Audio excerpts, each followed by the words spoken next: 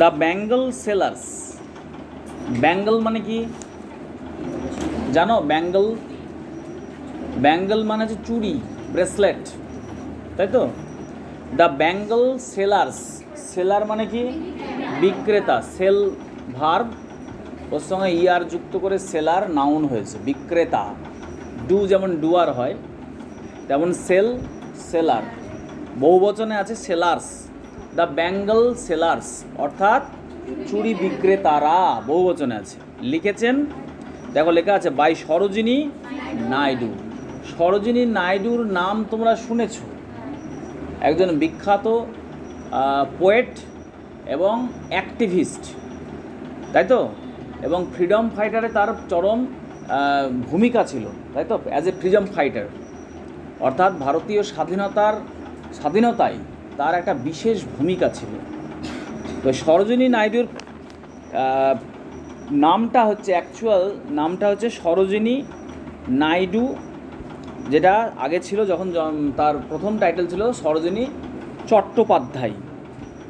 সরোজিনী চট্টোপাধ্যায়, পরবর্তীতে হয় সরোজিনী নাইডু, তাই তো? তো সরোজিনী নাইডু হচ্ছে ব্রিটিশ ভারতের, অর্থাৎ ভারতবর্ষ যখন পরাধীন ছিল, তাই তো, তখন হায়দ্রাবাদে জন্মগ্রহণ করেন, বুঝতে পেরেছ? এবং হায়দ্রাবাদে জন্মগ্রহণ করার পর সেখানে শিক্ষা শেষ করে তিনি তার হায়ার এডুকেশনের জন্য বিদেশেও যান, ইংল্যান্ডে যান, সেখানে গিয়েও পড়াশোনা করেন। তো তার বিখ্যাত কিছু কবিতা আছে, প্রচুর লেখালেখি করেছেন, যার জন্য তার কবিতার যে একটা আলাদা মাধুর্য, আলাদা তোমার ছান্দিক যে ভাব, হ্যাঁ, তার এই কবিতার জন্য তাকে বলা হয় দ্য নাইটেঙ্গেল অফ ইন্ডিয়া, বলা হয় না? The Nightingale of India. এবং এটা কে দিয়েছিল নামকরণটা? মহাত্মা গান্ধী।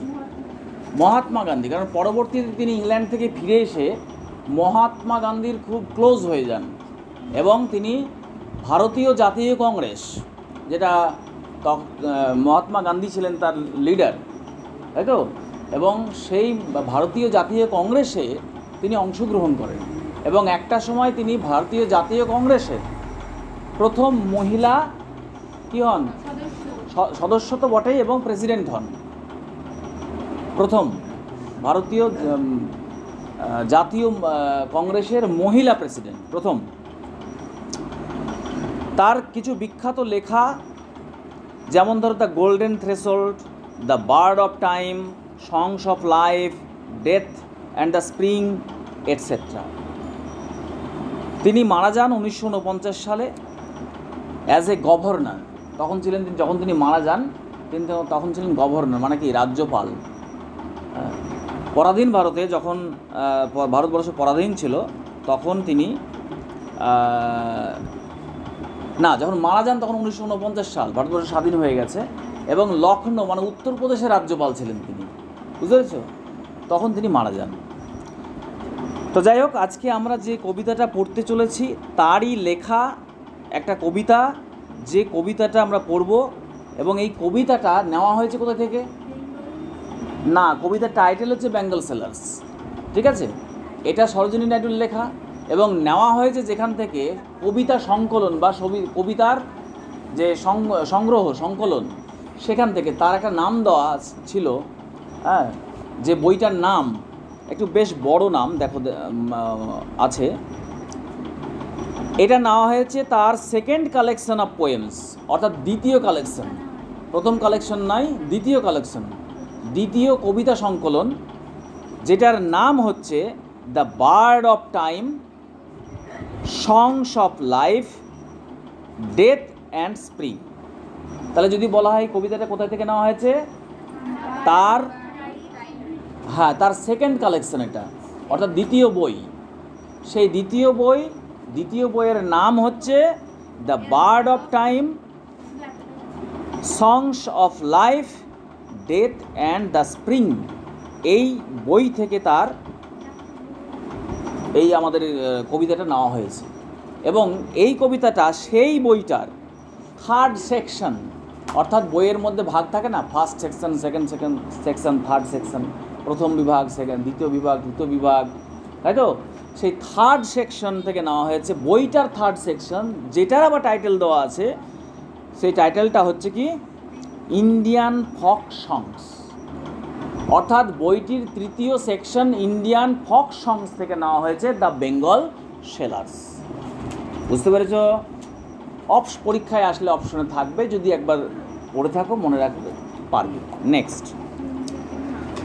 এবার কবিতায় চলে যাই, এবং এই বইতে অ্যাবাউট দ্য পোয়েম কিছু বলা হয়েছে কবিতাটা বলার আগেই, সেটা একটু দেখে নিই কী বলছে কবিতা সম্পর্কে। মন দিয়ে দেখো। The poem written by the prominent Indian poet and politician, তিনি একজন ভারতীয় লেখক ছিলেন, সরোজিনী নাইডু। তিনি একজন, এই কবিতাটা লেখা হয়েছে সরোজিনী নাইডুর দ্বারা, এবং তিনি ছিলেন একজন ভারতীয় কবি অ্যান্ড পলিটিশিয়ান, এবং তিনি ছিলেন একজন পলিটিশিয়ান।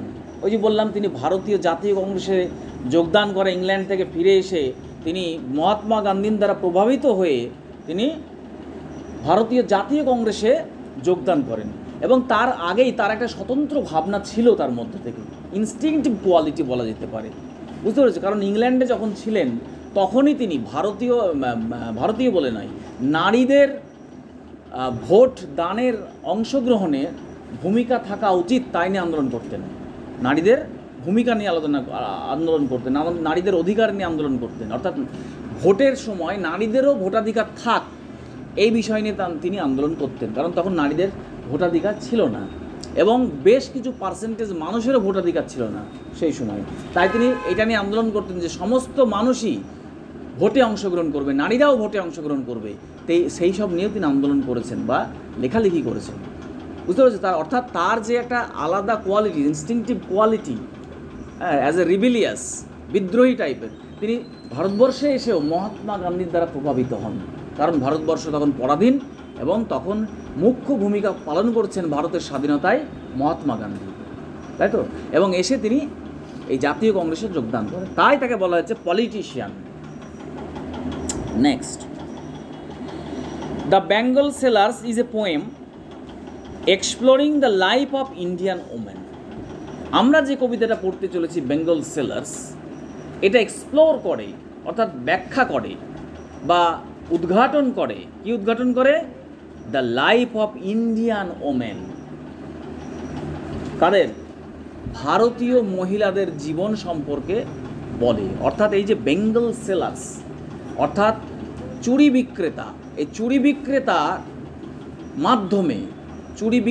মাধ্যমে, যে চুড়ি বিক্রেতা কিছু বলবে কবিতার মাধ্যমে, গানের মাধ্যমে, সেইটা ভারতীয় মহিলাদেরকে নিয়ে। মূল থিমটা কী তাহলে পেলাম? ভারতীয় মহিলাদেরকে লেখা। Next,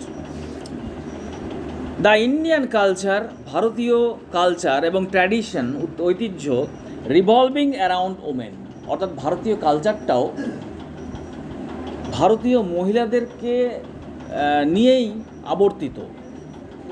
in most of her poems, তার বেশিরভাগ কবিতায় Sarojini Naidu rights on the theme of Indian culture and people. অর্থাৎ এই কবিতা বলে নয়, তার আরও যে অন্যান্য কবিতাগুলো আছে সেই কবিতার মধ্যেও দেখা গেছে ভারতীয় কালচার, ভারতীয় ট্র্যাডিশন, ভারতীয় ওমেন, এগুলোই তার সেই কবিতার বিষয়বস্তু। Her poems are focused on Indian settings and his poem makes no exception. অর্থাৎ ওই একই কথা বলা যেতে পারে যে তার সমস্ত কবিতায় ভারতীয় সেটিংয়ের উপর নির্ভর করে, ভারতীয় কালচার, ভারতীয় ট্র্যাডিশন, সব কিছু ভারতীয় উপরে। হ্যাঁ পাবা, বলবো যে আমি তখন পাবা, এটাও তার ব্যতিক্রম নয়। In it's Indian নেটস the poem resembles another poem of hers. এবং এই কবিতাটা তারই একটা আলাদা কবিতা, তার সঙ্গে মিল রয়েছে। রিজেম্বলস মানে মিল থাকা, সাদৃশ্য হওয়া, যেটার নাম হচ্ছে in the bazaars of Hyderabad. অর্থাৎ in the bazaars of Hyderabad নামক কবিতাটার সঙ্গে তার এই কবিতাটার মিল রয়েছে। The poem revolves around the bangles. এই কবিতাটা আবর্তিত হয় চুড়িকে নিয়ে, অর্থাৎ bracelet, which is an important ornament, যেটা হচ্ছে একটা গুরুত্বপূর্ণ অর্নামেন্ট, অলংকার, for embellishment of women in Indian society, অর্থাৎ ভারতীয় সোসাইটিতে মহিলাদের সাজসজ্জার একটা গুরুত্বপূর্ণ অলংকার হচ্ছে কি চুড়ি, তাই তো? এটা ভারতীয় ট্র্যাডিশন, বিদেশে কিন্তু নেই। বিদেশের ট্র্যাডিশন কিন্তু ব্যাঙ্গলস নয়, চুড়ি নয়, তাই তো? ওয়েস্টার্ন কান্ট্রিতে চুড়ির কোনো ভূমিকা নেই, কিন্তু ভারতীয় ট্র্যাডিশন হচ্ছে ভারতীয় মহিলারা এই চুড়ি পরে তাদের এম্বেলিশমেন্টের জন্য, তাদের সাজসজ্জার জন্য, এটা তার বৈশিষ্ট্য। In the poem the bangle sellers আর অ্যাট দ্য টেম্পল ফেয়ার, এই কবিতায় দেখতে পাবো যে চুড়ি বিক্রেতারা কোথায় গিয়ে চুড়ি বিক্রি করছে না তো মন্দির প্রাঙ্গণে, অর্থাৎ মন্দিরের একটা কোনো অনুষ্ঠান আছে, ধর্মীয় অনুষ্ঠান আছে, সেই অনুষ্ঠানের একটা মেলা আছে, সেই মেলাতে দেখা যাচ্ছে তারা এই চুড়ি বিক্রিটা করছে।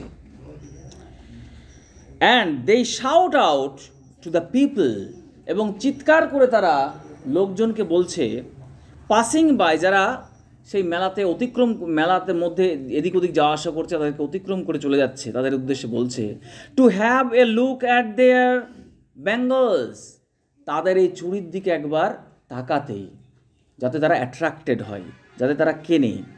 দে urge them to buy bangles for their daughters and wives, এবং তারা আর্জ করছে, মানে অনুনয় বিনয় করছে সেই সমস্ত মানুষদেরকে যারা মন্দির প্রাঙ্গণে এসেছে, তাদের ওয়াইফস এবং কন্যাদের জন্য যেন এই চুড়িগুলো তারা কেনে।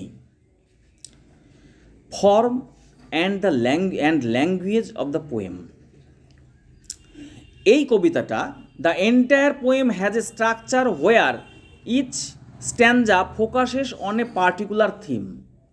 এই কবিতাটায় যে 4টে স্ট্যান্জা রয়েছে, প্রত্যেকটা স্ট্যান্জার একটা ভিন্ন ভিন্ন থিম রয়েছে, বিষয়বস্তু রয়েছে, সেটা আমি কবিতাটা পড়াতে বলবো। The first stanza depicts the merchants shouting at the temple fair to attract the attention of the people passing by. যাই হোক, প্রথম স্ট্যান্জাটাই দেখা যাবে যে বেঙ্গল সেলার্সরা চিৎকার করে লোকজনকে ডাকছে তাদের চুড়ি বিক্রি করার উদ্দেশ্যে। দ্য কনসিকুয়েন্ট স্ট্যান্জাস, কনসিকুয়েন্ট মানে পরবর্তী স্ট্যান্জাগুলো focus on bangles of various colours, বিভিন্ন রঙের চুড়ির বর্ণনা করে। Colours, the sellers have for women of all different ages, অর্থাৎ তার কাছে যে চুড়িগুলো আছে একটা নির্দিষ্ট কালারের চুড়ি নয়, বিভিন্ন কালারের চুড়ি এবং বিভিন্ন এজের মহিলাদের জন্য, মেয়েদের জন্য। The bangle sellers has a simple rhyme scheme, একদম সরল রাইম স্কিম অর্থাৎ ছন্দ। এই কবিতাতে যে রাইম স্কিম ব্যবহার করা হয়েছে শেষে তোমরা দেখতে পাবে ছন্দের যে মিলটা, সেটা কি না তো কোথায় গেল, হ্যাঁ, অফ AABBCC, অর্থাৎ প্রত্যেকটা স্ট্যান্জার 6টা লাইনের, বোঝা গেল?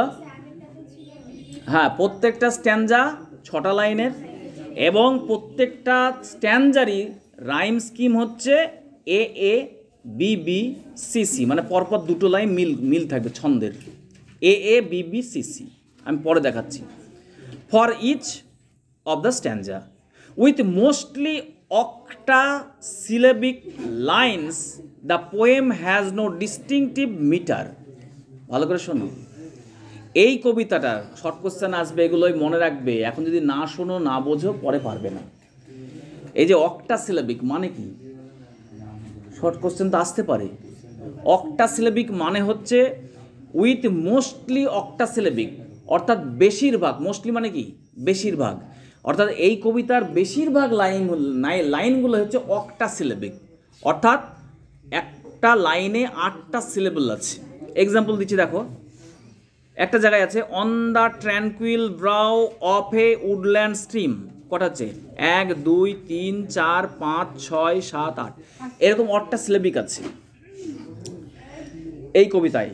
নির্দিষ্ট কোনো মিটার নেই, অর্থাৎ ছন্দ নেই, but one has an apprehensive of the same due to the use of easy language, অত্যন্ত সরল ভাষায় লেখা হয়েছে। অ্যান্ড এ জেনারেল ফ্লুইডিটি, একদম খুব সুন্দর সাধারণ সরলতা, ভারতীয় লেখকদের এটা বৈশিষ্ট্য বেশিরভাগ। ইউজ অফ ক্লেভার সিমিলিজ, অনেক সিমিলি ব্যবহার হয়েছে যেটা শর্ট পরীক্ষায় আসে, simile. Has made it's beauty, এটাকে খুব সুন্দর, কবিতাটাকে খুব সুন্দর করেছে। এবার কবিতায় যাই। তাহলে কবিতাটার শুরুতে আমরা যেটা পেলাম সার সংক্ষেপ, এটা বলা যেতে পারে কবিতাটা কার লেখা, অরিজিনাল নেম কি, সরোজিনী চট্টোপাধ্যায় কি নামে ডাকা হয়, নাইটিঙ্গেল অফ ইন্ডিয়া, তাই তো। এবং ভারত কোকিলা, হিন্দিতে বলা হয় ভারত কোকিলা, নাইটিঙ্গেল মানে কোকিলা, ভারত কোকিলা, বুঝতে পেরেছ। এই কবিতাটা কোথায় থেকে নেওয়া হয়েছে,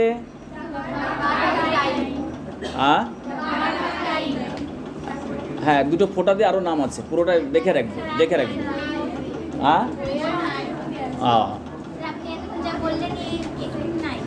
আচ্ছা তাহলে লিখে নেব। আচ্ছা তাহলে এবার আমরা কবিতায় যাই, তাই তো। মূল বিষয়বস্তু কি পেলাম, চুড়ি, এবং এই চুড়ির মাধ্যমে মহিলাদের যে স্টেজ, জীবনের স্টেজ, সেই স্টেজটাকে তুলে ধরা হয়েছে। দেখো সেটা পরবর্তীতে বুঝতে পারবে। ব্যাঙ্গল সেলার্স আর উই, আমরা চুড়ি বিক্রেতা, কনসেন্ট্রেট, আমরা চুড়ি বিক্রেতা। হু বিয়ার, বিয়ার মানে কি, বহন করা, যারা বহন করে যায়। আওয়ার সাইনিং লোডস, লোড মানে কি, বোঝা, এখানে হচ্ছে পসরা, চুড়ির পসরা, ভালো ভাষায় পসরা, চুড়ির বোঝা বলবো, ভালো লাগছে, ভালো লাগছে না। অর্থাৎ যারা চুড়ির পসরা বহন করে যায় টু দ্য টেম্পল ফেয়ার, কোথায়, মন্দিরের মেলায়, অর্থাৎ যখন যেখানে অনুষ্ঠান হয় তারা সেখানেই যায়। এখানে অ্যাজ এক্সাম্পল একটা মন্দিরের মেলার কথা বলা হয়েছে, অর্থাৎ মন্দিরে কোনো একটা অনুষ্ঠান হচ্ছে, রিলিজিয়াস অনুষ্ঠান, ঠিক আছে, ফেস্টিভ্যাল, সেইখানে মেলা হয়, সেই মেলাতে আমরা চুড়ির পসরা নিয়ে হাজির হই। হু উইল বাই, কে কিনবে, দিস ডেলিকেট, এই সূক্ষ্ম, ব্রাইট, উজ্জ্বল, রেনবো টিন্টেড, অর্থাৎ রামধনু আভা, টেন্ট মানে আভাযুক্ত, মানে রংযুক্ত, রামধনু আভাযুক্ত সার্কেলস অফ লাইট, অর্থাৎ আলোকবৃত্ত। কে কিনবে এই রামধনু আভাযুক্ত আলোকবৃত্ত, কিছু বুঝলে, বুঝলে না। অর্থাৎ এখানে দেখো ভালো করে তাকাও, যখন তারা চুড়ি বিক্রি করতে যায়, আমরা এমনিতেও দেখতে পাবো আমাদের আশেপাশে যারা বিক্রি করতে আসে কোনো কিছু, বাড়ির মধ্যে আছেই, আমরা মাছ মাছ বলে না, সবজি সবজি বলে তো। চুড়ি বিক্রেতাটা ঠিক একই রকমভাবে মেলায় গিয়ে গানের মাধ্যমে, ইটস এ সং, চুড়ি বিক্রির গান, সেই গানের মাধ্যমে তারা চুড়ি বিক্রি করে। গানটা হচ্ছে এটা, who will buy this delicate, কে কিনবে এই সূক্ষ্ম, ডেলিকেট মানে কি, ডেলিকেট মানে সূক্ষ্ম, ফ্র্যাজাইল, অর্থাৎ যেটা নট স্ট্রং, উইক, পড়লে ভেঙে যাবে, তাই বলছে সূক্ষ্ম, খুব যত্নের সঙ্গে রাখা উচিত। দিস ডেলিকেট, ব্রাইট, উজ্জ্বল, অর্থাৎ চুড়িটাকে বলা হচ্ছে কি, উজ্জ্বল, এত সুন্দর কালার যেটাকে খুব চকচকে দেখায়, অর্থাৎ আলো বললে সেটাতে আলোটা প্রতিফলিত হয়, তাই উজ্জ্বল হয়। নেক্সট, রেইনবো টিন্টেড, অর্থাৎ রেইনবোর কতগুলো কালার, 7টা কালার, অর্থাৎ রেইনবো টিন্টেড, রামধনু আভাময়। এটার মাধ্যমে লেখিকা বোঝাতে চেয়েছেন যে রামধনুতে যেমন বিভিন্ন কালার থাকে, কালার অফ কম্বিনেশন, অনেক কালারের কম্বিনেশন, তাই তো, ঠিক তেমনি তার যে পসরা, সেই পসরার মধ্যে রামধনুর মতো বিভিন্ন কালারের চুড়ি রয়েছে, বোঝা গেল। Circles of light, circles of light মানে আলোক বৃত্ত। কে কিনবে এই আলোক বৃত্ত? অর্থাৎ চুড়িটা কে বলা হয়েছে একটা আলোক বৃত্ত। চুড়িটা গোল তো নাকি, বৃত্তাকার। তাহলে এই যে বৃত্তটা, এবং এটাকে আলোক বৃত্ত কেন বলা হচ্ছে না, তো চুড়িটা এত সুন্দর মানে তোমার ট্রান্সপারেন্ট।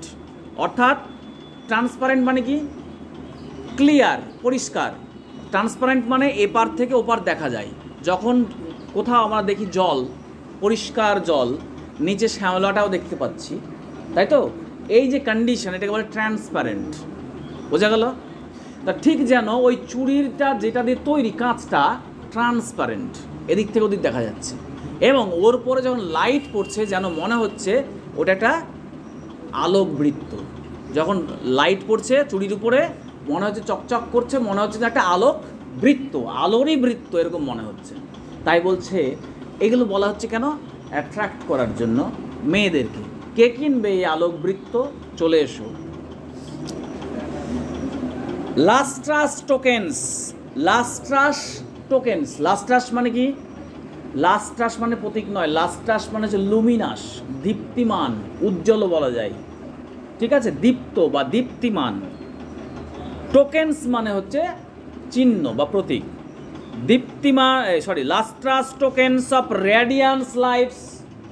রেডিয়ান মানে উজ্জ্বল, কিন্তু এখানে উজ্জ্বল নয়, এখানে হচ্ছে হ্যাপি। লাইফস, লাইফস মানে কি? জীবন, তাই তো? তাহলে এখানে রেডিয়ান লাইফস বলতে বোঝাচ্ছে সুখী মেয়েদেরকে। রেডিয়ান্স, রেডিয়ান্ট লাইফস অর্থাৎ সুখী মেয়েদের। অর্থাৎ এটা কাদের প্রতীক?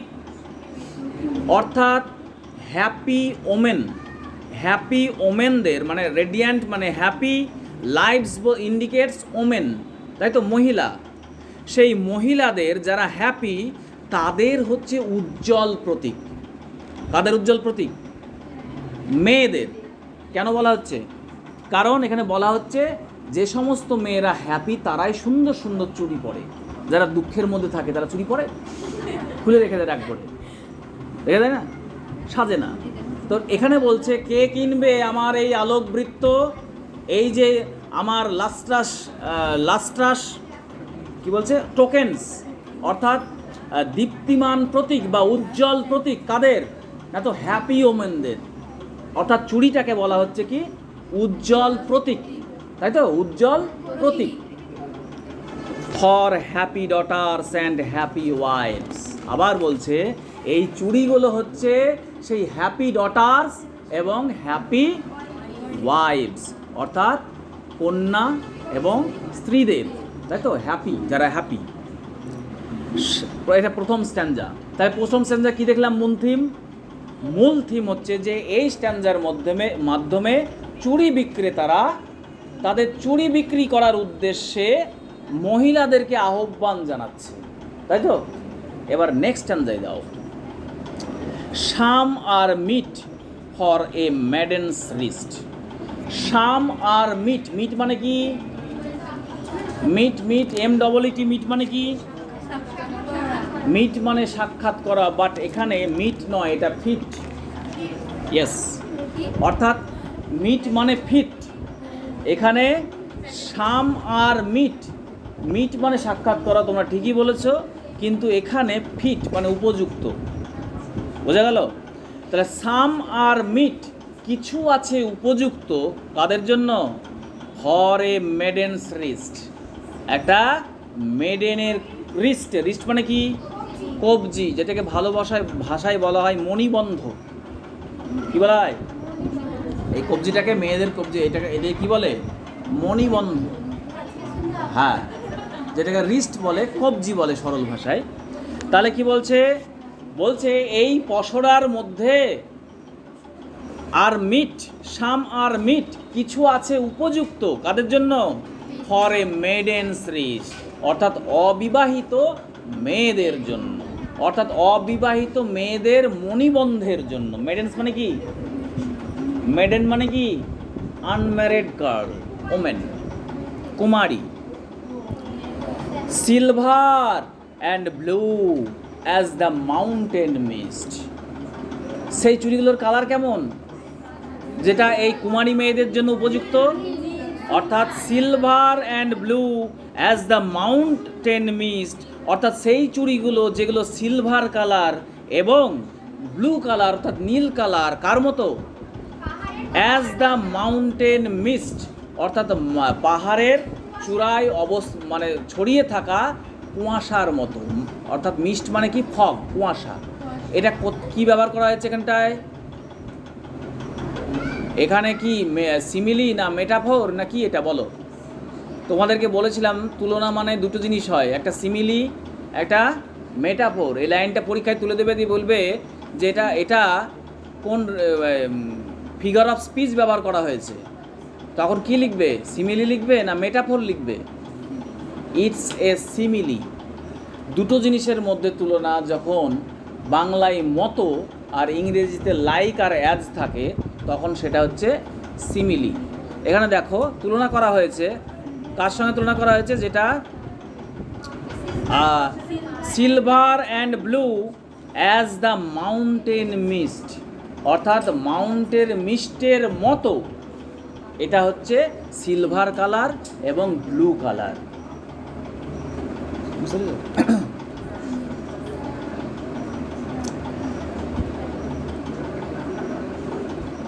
পরীক্ষায় এটাও আসতে পারে যে কুমারী মেয়েদের জন্য বেঙ্গল সেলারদের দ্বারা বিকৃত চুড়ির রংটা কি? সিলভার এবং ব্লু। মাথায় রাখবে, সিলভার এবং ব্লু। সাম আর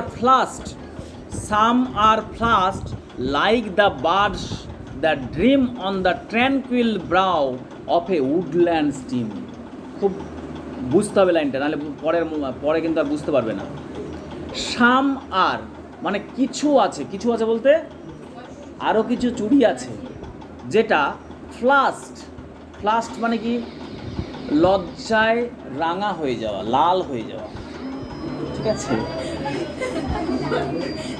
কাদের বৈশিষ্ট্য? মেয়েদের বৈশিষ্ট্য। সাম আর ফ্লাস্ট অর্থাৎ লজ্জা রাঙিত রঙের, অর্থাৎ রেডেন্ট কালার, তাই তো? লজ্জায় কি বলি আমরা? লাল হয়ে গেল। তাহলে কিছু আছে সেই লজ্জায় কি বলে? লাল রঙের, লাইক দ্য বার্ডস। কিসের মতো? লাইক দ্য বার্ডস, অর্থাৎ কুড়ির মতো। লাইক দ্য বার্ডস, কুড়ির মতো। দ্যাট ড্রিম, তাহলে এখানে বার্ড বলা হয়েছে কাদেরকে? কুড়ি তো বটেই, কার সঙ্গে তুলনা করা হচ্ছে? এখানে বার্ড রিফার্স টু দ্য কি? গার্ল, ওমেন, তাই তো? তাহলে এখানে তুলনা করা হয়েছে কুড়ির সঙ্গে। অর্থাৎ some are flushed like the birds, কিছু আছে যেগুলো লাল রাঙায় লালিত। লাইক দ্য বার্ডস, কাদের মতো? না তো কুড়ির মতো। দ্যাট ড্রিম, যারা স্বপ্ন দেখে। কোথায় স্বপ্ন দেখে? On the tranquil brow. Tranquil মানে হচ্ছে শান্ত বা প্রশান্ত। অন দ্য ট্র্যাঙ্কুইল ব্রাউ অর্থাৎ প্রশান্ত, ব্রাউ মানে side, beside. Tranquil brow of a woodland stream. Stream মানে হচ্ছে তোমার ছোট নদী, ঠিক আছে, বা সরু নদী, এটাকে বলা হয় স্ট্রিম। বা যেটাকে বলতে পারি আমরা জলধারা। ভালো ভাষায় কি বলে? জলধারা, নদী, ছোট নদী। অর্থাৎ উডল্যান্ড মানে কি? বনভূমি। বনভূমির পাশে থাকা, ব্রাউ মানে বললাম বিসাইড, ঠিক আছে? বনভূমির পাশে অবস্থিত শান্ত, বনভূমির পাশে অবস্থিত শান্ত নদীর ধারে থাকা সেই সমস্ত কুড়িগুলো যারা স্বপ্ন দেখে, হ্যাঁ, তাদের জন্য আছে বেঙ্গল সেলার্স। বোঝা গেল? সেই রঙটা কী রঙের? The blast colour. বোঝা গেছে? বললাম লজ্জায় লাল হয়ে যাওয়া, অর্থাৎ লাল colour. Next, to the limpid glory of the new born leaves. এবং সেই সমস্ত বার্ডগুলো বা কুড়িগুলো, সেই সমস্ত বার্ড বা কুড়িগুলো কি আছে? ক্লিপস। ক্লিপস মানে হচ্ছে লেগে থাকা, ক্লিপস মানে লেগে থাকা।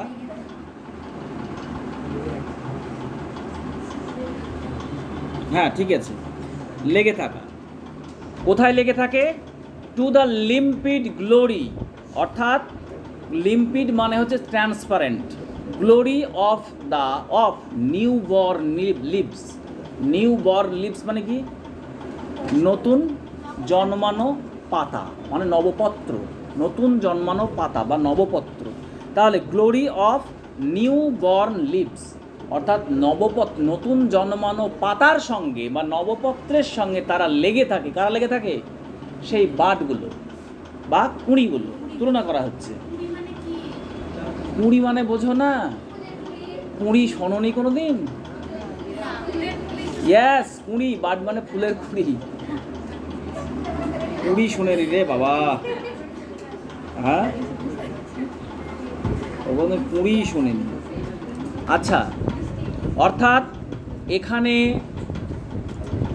বলা হয়েছে বাড বলতে তুলনা করা হয়েছে মেয়েদেরকে, এবং তারা স্বপ্ন দেখে, অর্থাৎ তারা স্বপ্ন দেখে মানে নেক্সট ফিউচার জীবনের স্বপ্ন দেখে।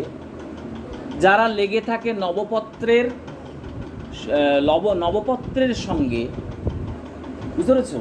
অর্থাৎ তাদের যে একটা ফিউচার স্বপ্ন সেটা ইন্ডিকেট করা হয়েছে লাইনটার মাধ্যমে। আর এখানে new born leaves refers to the lovers of the women, indicate করা হয়েছে। নেক্সট চলে যাও।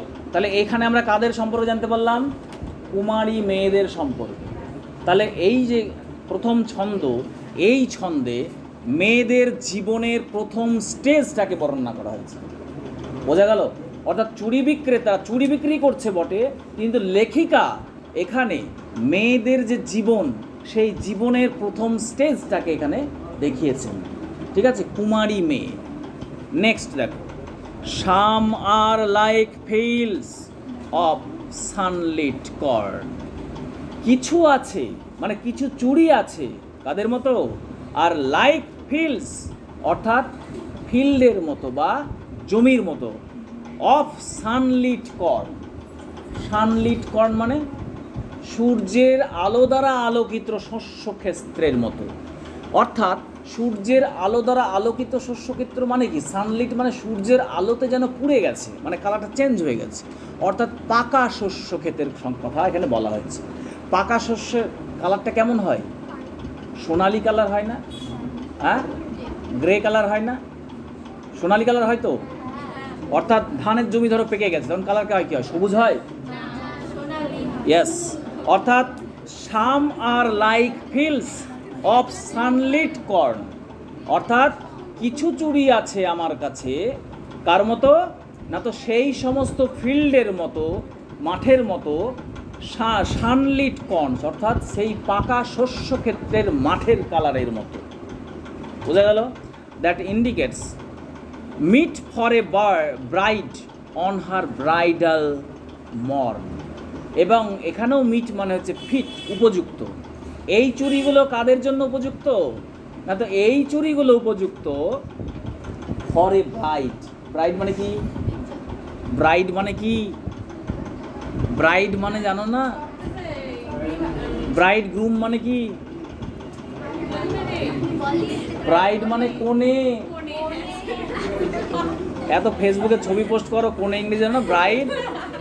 হ্যাঁ, তখন দিয়ে দাও টাইটেল, দিয়ে দাও ব্রাইডাল, সাজসজ্জা ব্রাইডাল। কোথায় থেকে এলো ব্রাইডালটা? ব্রাইড থেকে এসছে। ব্রাইড মানে হচ্ছে কোনে। তাহলে meet for a bride, meet for a bride কাদের জন্য উপযুক্ত? এটা কনেদের জন্য উপযুক্ত। অন হার ব্রাইডাল মর্ন অর্থাৎ তার বিবাহের সকালে। ব্রাইডালটা অ্যাডজেক্টিভ, ব্রাইড থেকে এসছে ব্রাইডাল। আর morn refers to morning. Morn মানে সকাল, মর্নিং। অর্থাৎ কিছু আছে আমার কাছে চুড়ি যেটা পাকা শস্যক্ষেত্রের মতো, এবং এই চুড়িগুলো কার জন্য উপযুক্ত? না তো কনেদের জন্য উপযুক্ত তার বিবাহের সকালে। অর্থাৎ বিবাহের সকালে প্রথম দিকে কী হয়? সাজসজ্জা করানো হয় তো, না বিবাহের পরে হয়? আগেই তো হয় না? দেখনি সেজে কুজে গেতে বসে থাকো। আচ্ছা, কোথায় গেল? আবার হারিয়ে গেল।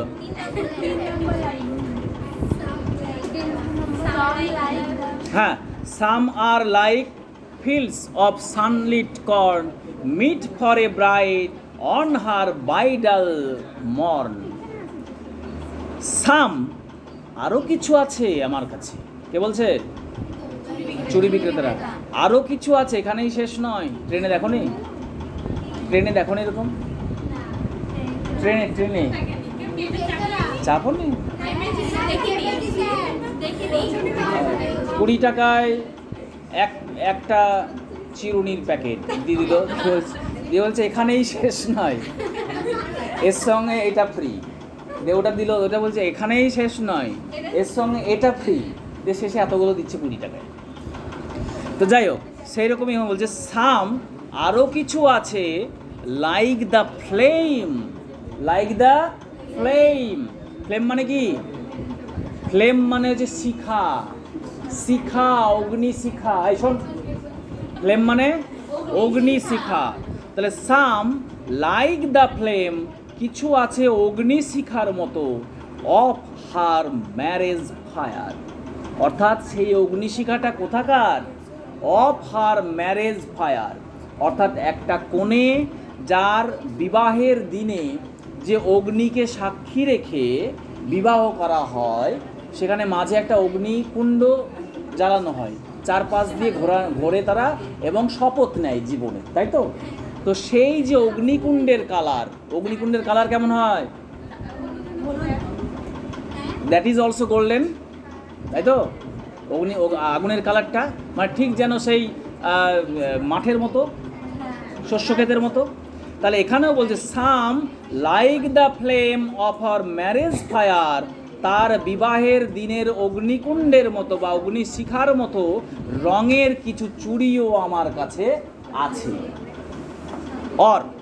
অথবা rich with the hue of her heart's desire. এবং রিচ মানে কি? রিচ মানে ধনী, কিন্তু এখানে রিচ মানে ধনী নয়, এখানে রিচ মানে গাঢ়, হ্যাঁ, আরও গাঢ়, মানে মানে বেশ আরও গাঢ় হয়েছে। অর রিচ উইথ হিউ, অর্থাৎ আরও গাঢ় রঙে রাঙিত। হিউ মানে কি? কালার। তাহলে রিচ উইথ হিউ, আরও গাঢ় রঙে রাঙিত, অফ হার হার্টস ডিজায়ার, অর্থাৎ তার হৃদয়ের আকাঙ্ক্ষা, কামনার মতো, আকাঙ্ক্ষার মতো তার বিভিন্ন গাঢ় কালারের, অর্থাৎ বিভিন্ন গাঢ় রঙের চুড়িও আছে। অর্থাৎ ইন্ডিকেট করছে এখানটায় লেখিকা যে বিবাহ, যে কোণে বিবাহ করছে তার যে হার্টস ডিজায়ার, অর্থাৎ হৃদয়ের যে ইচ্ছা বা কামনা, অর্থাৎ নেক্সট জীবনের প্রতি তার পদার্পণের সময় থাকে, অর্থাৎ স্বপ্ন থাকে, সেটাকে ইঙ্গিত করা হচ্ছে। সেটা বিভিন্ন ধরনের হয়, সেই বিভিন্ন ধরনের কালারের মতো, ইচ্ছার মতো তার কাছে চুড়িও রয়েছে। Next, like her bridal laughter and bridal tear, এবং সেটা হচ্ছে কিসের মতো? লাইক হার ব্রাইডাল লাফটার, অর্থাৎ ব্রাইডাল লাফটার, লাফটার মানে কি? হাসি। লাফ মানে হাসা, জানো না? লাফ, LAUGH, লাফ। লাফটার নাউন, অর্থাৎ ঠিক তার বিবাহের দিনের হাসির মতো। অ্যান্ড ব্রাইডাল টিয়ার, নাকি? হ্যাঁ, ব্রাইডাল টিয়ার, টিয়ার মানে কি? চোখের জল, অশ্রু, তাই তো? এবং তার সেই বিবাহের দিনের কান্নার মতো। কেমন হয়ে গেল না কথাটা? হ্যাঁ, অর্থাৎ বুঝতে পারলাম না, তার কারণ হচ্ছে এখানে বলা হয়েছে যে বিভিন্ন কালারের আছে, এটাকে ইন্ডিকেট করার জন্য লেখিকা সেই বিবাহ হবে সেই মহিলার সঙ্গে তুলনা করা হয়েছে, সেই মেয়ের সঙ্গে তুলনা করা হয়েছে। একটা মেয়ের যখন বিবাহ হয় তখন সে অত্যন্ত, একটা মেয়ে যখন বিবাহ করে তখন কি হয়? সেই যেদিন বিবাহ হয় সেদিন খুব আনন্দিত থাকে না? খুব হাসি খুশি, খুব মজা, হ্যাঁ, দারুণভাবে সাজে, দারুণ ব্যাপার। যখন বিদায় নেয় তখন কি হয়? মনটা যত আনন্দই হোক না কেন, বিরহের একটা সময় চলে আসে যখন তার বাবার বাড়ি থেকে তাকে যেতে হয়, তাই তো? তাই বলছে সেই হাসির মতো এবং অশ্রুর মতো তাদের কাছে চুড়িও আছে। বোঝা গেল? কালার কালার বিভিন্ন কালার, এখানে ভার্সাটাইল বলছে না, বিভিন্ন রকম। টিংক্লিং, টিংক্লিং মানে টুংটাং। টিংক্লিং মানে কি? টুংটাং মানে দুটো জিনিস পাশাপাশি হলে টিং টিং শব্দ হবে, এরকম জিনিস বলতে টিংক্লিং। অর্থাৎ চুড়িগুলো পাশাপাশি থাকলে কি হচ্ছে? টিং টং শব্দ করছে। লুমিনাস, লুমিনাস মানে কি বললাম একটু আগে হয়েছে? লাস্ট্রাস। লুমিনাস মানেও যা, লাস্ট্রাস মানেও তাই, উজ্জ্বল। টেন্ডার, কোমল মানে খুব soft, tender. And clear, clear মানে কি? ট্রান্সপারেন্ট, স্বচ্ছ বা পরিষ্কার, এপার থেকে ওপার দেখা যাবে, এটা বলছে ক্লিয়ার, ট্রান্সপারেন্ট। লাইক হার কোথায় গেল? হ্যাঁ, like her bridal laughter and bridal tear. অর্থাৎ এই যে টুংটিং, দুটো কিছু চুড়ি যদি পাশাপাশি থাকে, দুটো কিছু বাসন যদি পাশাপাশি ধরে নিয়ে যায় তখন শব্দ হয় না? তাহলে চুড়িগুলো যে টিংক্লিং আওয়াজ, টুংটাং শব্দ, পসরার মধ্যে অনেক চুড়ি আছে, ফলে চুড়িগুলোর মধ্যে একটা শব্দ হচ্ছে, পাশাপাশি লাগলে শব্দ হয়, সেই শব্দটা লুমিনাস। এবং সেই শব্দ বলছি, লুমিনাস মানে চুড়িগুলো উজ্জ্বল, চকচকে এবং টেন্ডার, কোমল, অ্যান্ড ক্লিয়ার এবং স্বচ্ছ বা ট্রান্সপারেন্ট, পরিষ্কার। অর্থাৎ চুড়িগুলো হচ্ছে স্বচ্ছ, পরিষ্কার বা ক্লিয়ার বা উজ্জ্বল, টেন্ডার, কোমল। কার মতো? না তো, ঠিক লাইক হার ব্রাইডাল লাফটার, ঠিক তার বিবাহের দিনের হাসির মতো। অ্যান্ড ব্রাইডাল টিয়ার, এবং ঠিক যেন সেগুলো সেই তার বিবাহের দিনের অশ্রুর মতো। বোঝা গেল? অশ্রুটা কেমন হয়? চোখের জল কেমন হয়? স্বচ্ছ, ক্লিয়ার, ট্রান্সপারেন্ট। বোঝা গেল? আর হাসিটা কেমন হয়? হাসিটা কেমন হয়? হাসি কেমন হয়? আরে বেলি লাফটার বা মনের দিক থেকে গেলে হাসিটা হয় হা হা হো হো, মানে একটা শব্দ হয়তো নাকি? আনন্দ, এই যে হাসছিস, এই যে হাসিটা, এই হাসিটা চুড়ির আওয়াজের মতো। বোঝা গেল? তার মতো, চুড়ির টিংটং আওয়াজের মতো। বুঝতে পেরেছ? বেশ। শাম আর পার্পল। আচ্ছা, এই স্ট্যান্ডাতে যেটা পেলাম সেটা হচ্ছে বিবাহের দিনে বা বিবাহযোগ্য মেয়ের কি ধরনের চুড়ি লাগে? কি কালার বলো? সোনালি, ঠিক আছে, গোল্ডেন। আচ্ছা, এবার নেক্সট চলে যাও। শাম আর পার্পল, শাম আর পার্পল, কিছু আছে বেগুনি, বেগুনি কালার। এটা অল্পবয়স্ক মেয়েদের পছন্দ হবে না। এটা বিবাহের দিনে লাগবে চুড়িগুলো? না, ওই দিন লাল লাগবে না, গোল্ডেন লাগবে, তাই তো?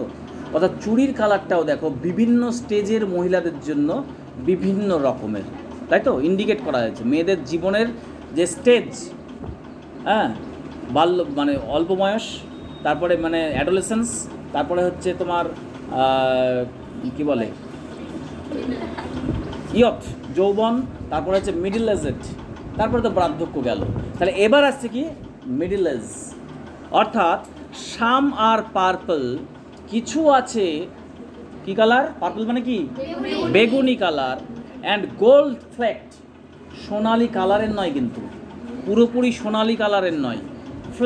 ফ্লেক্ট মানে হচ্ছে ছোপ ছোপ, পুরোটা সোনালি নয়, ছোপ ছোপ মানে বিন্দু বিন্দু। চুড়ি থাকবে বিভিন্ন কালার, অর্থাৎ বেগুনি কালার, তার উপরে আছে ছোট্ট ছোট্ট ছোপ ছোপ মানে বিন্দু বিন্দু গোল্ড, অর্থাৎ সোনালি কালার দিয়ে রাঙিত। গ্রে, ফ্লেক্ট গ্রে, অর্থাৎ গোল্ড ফ্লেক্ট গ্রে। আর কি আছে?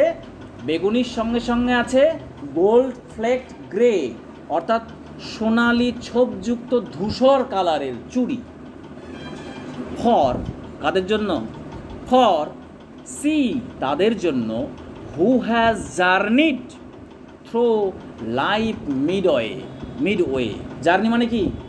যাত্রা করা। তাহলে এখানে যাত্রা করা বলতে কি সে যাত্রা? হ্যাঁ, দোলযাত্রা, জীবনযাত্রা। অর্থাৎ জীবনের যে স্টেজ, তারা প্রথম জীবন থেকে যাত্রা করে দ্বিতীয় স্টেজ এসছে, দ্বিতীয় স্টেজ থেকে এবার তারা তৃতীয় স্টেজে এসেছে, এবং যারা যাত্রা করে এসেছে থ্রো লাইফ মিডওয়ে, কোথায় এসছে? জীবনের মধ্য জায়গায়। মিডওয়ে মানে মধ্য জায়গায়, অর্থাৎ মিডল এজেড। কি বলি আমরা মধ্যবয়স্ক, কি বলি? মিডল এজেড, মধ্যবয়স্কা। তাহলে ঠিক সেই মিডল এজে তারা পৌঁছে গেছে। সেই সমস্ত মেয়েদের জন্য কি কালারের? বেগুনি কালার এবং সোনালি আভাযুক্ত, ছোপ ছোপ আভাযুক্ত ধূসর colour. Whose hands have cherished, whose hands have cherished.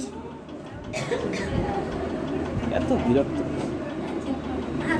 Whose hands, যার হাতগুলো, মানে যাদের হাতগুলো, হ্যাভ চেরিস্ট। চেরিস্ট মানে কি? চেরিস্ট মানে হচ্ছে লালন পালন করা, লালিত পালিত করা।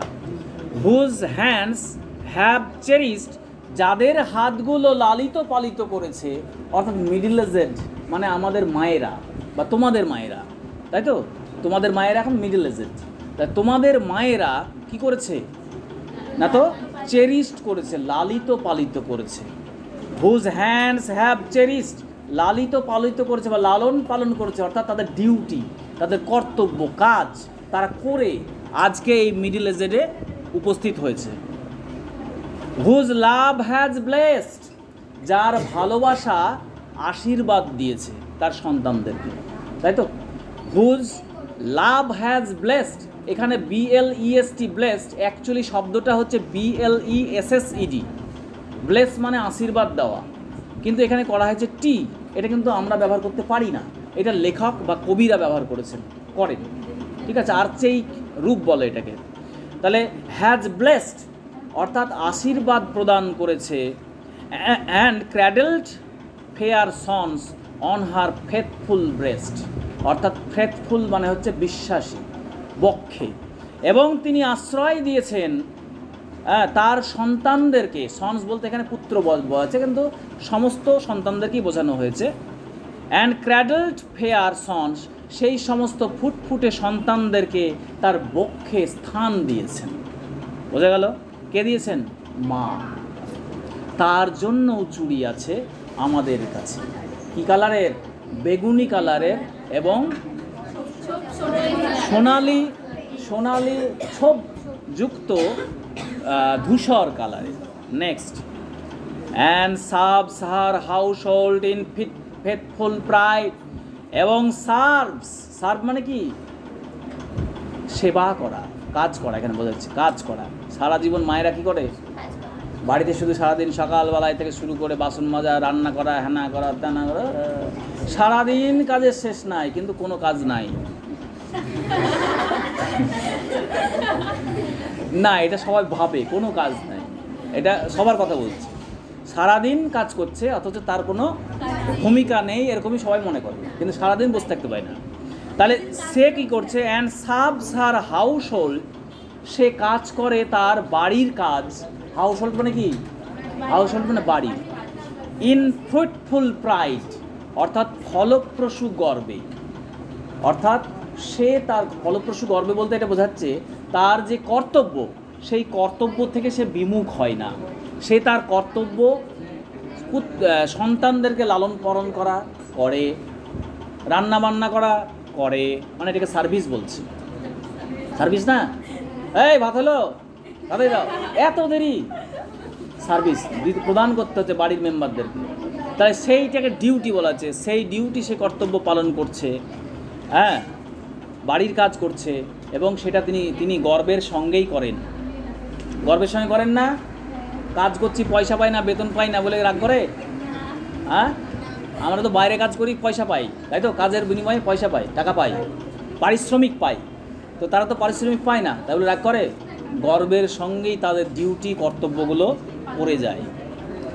And worships the gods at her husband side, এবং এর পাশাপাশি বাড়ির কাজ, সন্তান, সমস্ত কাজ, এর পাশাপাশি তার হাজব্যান্ডের পাশে থেকে ঈশ্বরের আরাধনাও করে। বোঝা গেল? অর্থাৎ ধার্মিক কাজগুলোও সেটা বাদ যায় না, সেটাও সে করে। এবং সময়ে অসময়ে বিপদে আনন্দে তিনি স্বামীর পাশেও থাকেন। সেই মেয়েদের জন্য, সেই মিডল এজেড মেয়েদের জন্যও আমাদের কাছে চুড়ি আছে। কী কালারের? বেগুনি কালারের এবং সোনালি ছোপযুক্ত ধূসর কালারের। বোঝা গেল? তাহলে এখানে দেখো যে তিনটে স্টেজ। প্রথম স্ট্যান্ডায় বলা হয়েছে চুড়ি বিক্রি করার উদ্দেশ্যে বেঙ্গল সেলার্সদের আহ্বান। দ্বিতীয় স্ট্যান্ডায় অল্প বয়স্ক প্রথম স্টেজ, মেয়েদের বয়সের প্রথম স্টেজ, মানে বিফোর অ্যাডোলেসেন্স, যৌবনের কৈশোরের আগে এবং পরবর্তীতে কৈশোরের পরে অর্থাৎ বিবাহের সময় দ্বিতীয় স্টেজ, সংসার জীবনে পদার্পণ করছে। তোমরা এখন ফার্স্ট স্টেজে আছো নাকি? দ্বিতীয় স্টেজ, সেই দ্বিতীয় স্টেজের কথা এখানে বলা হয়েছে। তারপরে বলা হচ্ছে তৃতীয় স্টেজ অর্থাৎ মিডল এজড, সেই সময়ের কথাও এখানে বলা হয়েছে। অর্থাৎ কবিতার মাধ্যমে ভারতীয় ঐতিহ্য, ভারতীয় মেয়েদের ঐতিহ্য, সেটা এই কবিতার মাধ্যমে বর্ণনা করা হয়েছে। এবার আসি রাইম স্কিম। তোমাদেরকে বললাম এই কবিতায় রাইম স্কিম কী আছে? এ A B B C C. প্রথম স্ট্যান্ডাতে দেখো বিয়ার ফেয়ার, মিলছে না? ছন্দ মিলছে? তাহলে এটাকে এ ধরো, তাহলে প্রথমটাই এ এ। ব্রাইট লাইট মিলছে?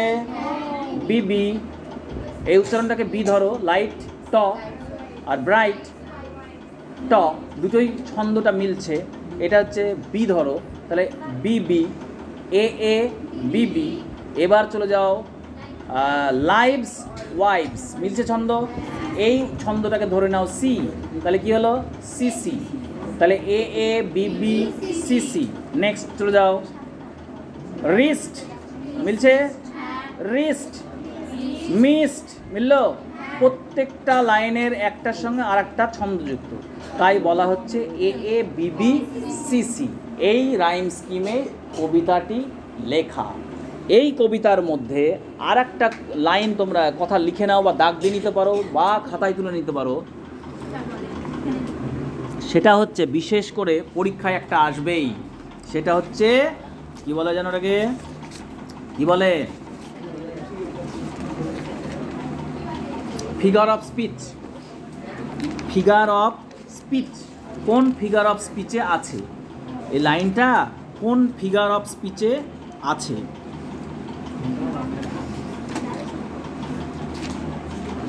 দেখো প্রথমে আছে কি বলছে? প্রথমে দেখো চলে যাও রেনবো টেন্টেড, না এটা নয়, রেনবো টেন্টেড নয়, সার্কেলস অফ লাইট পেয়েছো? প্রথম স্ট্যান্ডাতেই আছে circles of light. Circles of light এটা কার তুলনা করা হয়েছে? এই সার্কেলস অফ লাইটটা তুলনা করা হয়েছে চুড়ির সঙ্গে, তাই তো? আলোকবৃত্তকে কার সঙ্গে তুলনা করা হচ্ছে? চুড়ির সঙ্গে। যদি ডিরেক্টলি তুলনা করা হতো যে আলোকবৃত্তের মতো, তাহলে হতো সিমিলি, কিন্তু এখানে মতো বা অ্যাজ লাইক কিছু ব্যবহার করা হয়েছে, একবারে ডিরেক্ট, এবার ডিরেক্ট তুলনা। ইউ আর মাই মুন বলে না, তুমি আমার চাঁদ, মানে চাঁদের সঙ্গে তুলনা করা হয়ে গেল। তাহলে আলোকবৃত্ত অর্থাৎ চুড়ির সঙ্গে আলোকবৃত্ত তুলনা করা হচ্ছে, এটা হচ্ছে কি বলে? মেটাফোর। এটা মেটাফোরের এক্সাম্পল, পরীক্ষা আসবে। নেক্সট, তারপরে চলে যাও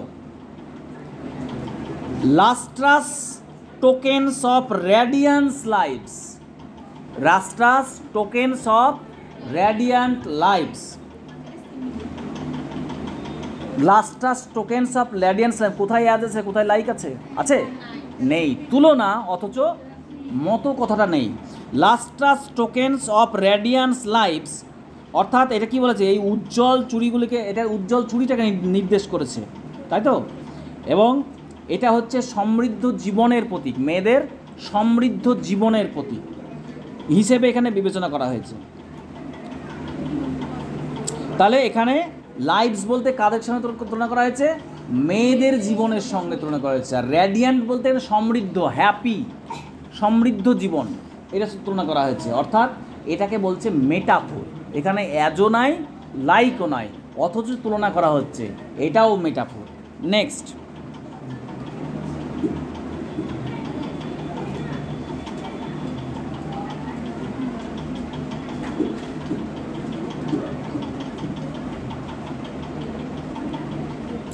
আরেকটা আছে দেখো, বার্ডস দ্যাট ড্রিম, কুঁড়িগুলো যারা স্বপ্ন দেখে, তাই না? তাই ফুলের কুঁড়ি কখনো স্বপ্ন দেখে? দেখে?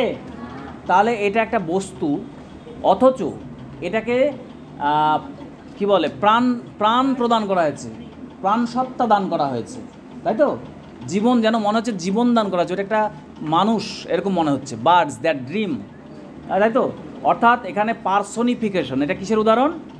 পার্সনিফিকেশন। এ পার্সন না হওয়া সত্ত্বেও এর মধ্যে পার্সনিফিকেশন করে, অর্থাৎ প্রাণসত্তা প্রয়োগ করে একে যেন মনে হচ্ছে, এমনভাবে তুলে ধরা হয়েছে যেন এর মধ্যে প্রাণ আছে। বার্ডস দ্যাট ড্রিমস, অর্থাৎ এখানে এই বার্ডসকে বলা হয়েছে কাদেরকে? অল্প বয়সী মেয়েদেরকে সঙ্গে তুলনা করা হয়েছে, যারা এখনও পরিস্ফুটিত হয়নি, অল্প বয়সী মেয়ে যারা এখনও পরিস্ফুটিত হয়নি, এবং এই অল্প বয়সী মেয়ের আশা আকাঙ্ক্ষাকে চিহ্নিত করছে এই তুলনার মাধ্যমে। অর্থাৎ এখানে ব্যক্তিরূপ প্রদান করা হয়েছে, বার্ডসটাকে ব্যক্তিরূপ প্রদান করা হয়েছে, এটাকে বলে পার্সনিফিকেশন। নেক্সট,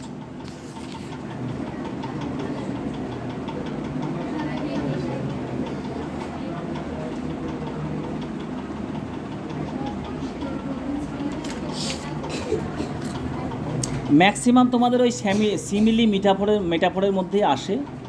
হ্যাঁ,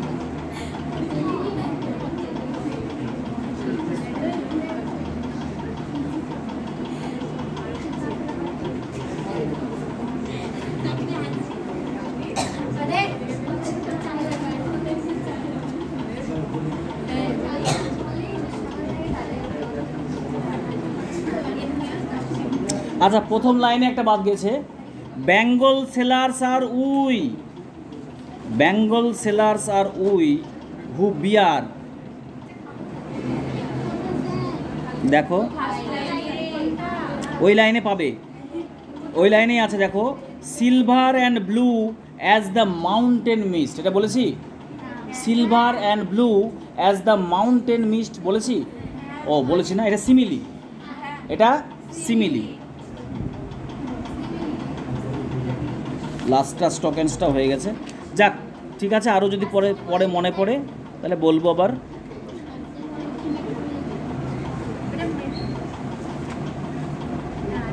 আর একটা দাগ দাও, এটা একটু ব্যতিক্রমী, হ্যাঁ, এটাও পরীক্ষা দিয়ে দিতেই পারে। একটা লাইন আছে দেখো, rich rich with hue of her heart's desire, পেয়েছ? Rich with hue, with the hue of her heart's desire, এই লাইনটা হচ্ছে, এটা পার্সনিফিকেশনও নয়, এটা মেটাফোরও নয়, এটা সিমিলিও নয়, ঠিক আছে? এটাকে বলছে ফিগার অফ স্পিচ, যেটার নাম হচ্ছে অ্যালিটারেশন। অ্যালিটারেশন লিখে রাখো, যেটাকে বাংলায় বলে অনুপ্রাস, ALLITERATION। অ্যালিটারেশন মানে হচ্ছে অনুপ্রাস বাংলায়, এটা হচ্ছে একটা টার্ম, ব্যতিক্রম এটাও দিয়ে দিতেই পারে। এইটা কেন বলা হচ্ছে না, তো দেখো এই লাইনটার মধ্যে, তাহলে মনে থাকবে তোমাদের, rich with the hue of her heart's desire, এখানে দেখো এই লাইনটার মধ্যে একই শব্দ বেশ কয়েকবার ব্যবহার হয়েছে, একই লেটার, শব্দ না লেটার। দেখো হিউ, হিউয়ের বানান কী আছে? এইচ দিয়ে শুরু না? আচ্ছা, তারপরে হার বানান কী আছে? এইচ দিয়ে শুরু। তারপরে হার্ট বানান কী আছে? এইচ দিয়ে শুরু। অর্থাৎ কয়েকটা একই লেটার যখন পরপর কয়েকটা শব্দের মধ্যে ইউজ হয় তখন সেটাকে বলে অ্যালিটারেশন। Alliteration, alliteration. বুঝতে পেরেছ? অ্যালিটারেশন।